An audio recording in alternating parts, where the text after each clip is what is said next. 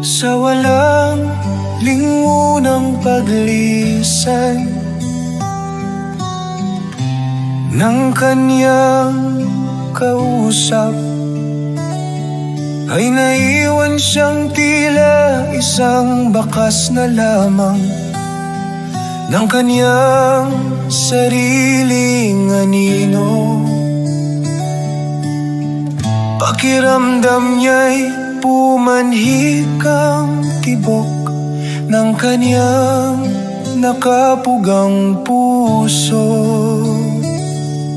Sa isang matayog na bundok at nanaog itong isang matamlay na tuldok.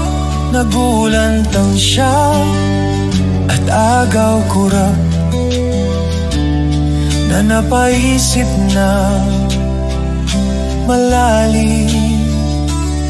Sa pagitan ng mga daliring rehas ng kanyang pitang palad, ay nilamukos niya ang isang lihim na liham, hanggang sa maghugis tandang pananong ang kaniyang mga kamao. Hindi siya maaring magpakulong sa mga talinghagang samot-sari ang mga tugong kahulugan. Nagulantang siya at agaw kurap na napaisip na malalim.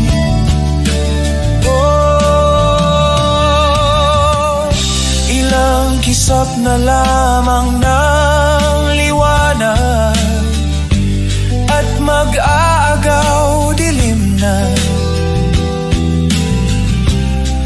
nang nagpasya siyang lisanin ang pinangyarihan.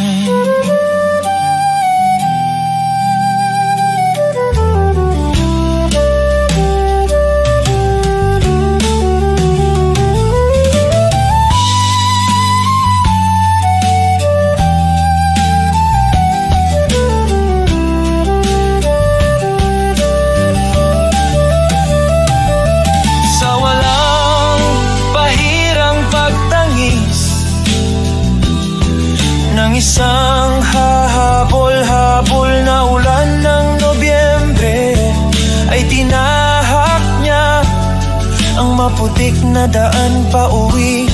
Buo ang pangunawa na malaki pala talaga ang pagkakaiba ng isang nililigaw sa isang nililigawan.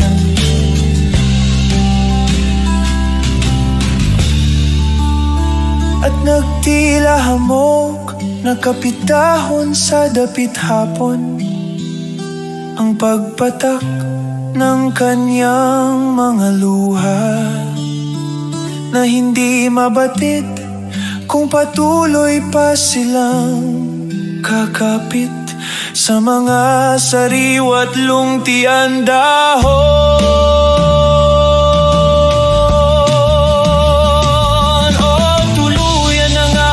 Pagbagsak sa malaw ng naghihintay ng nakangangang sangkalupaan.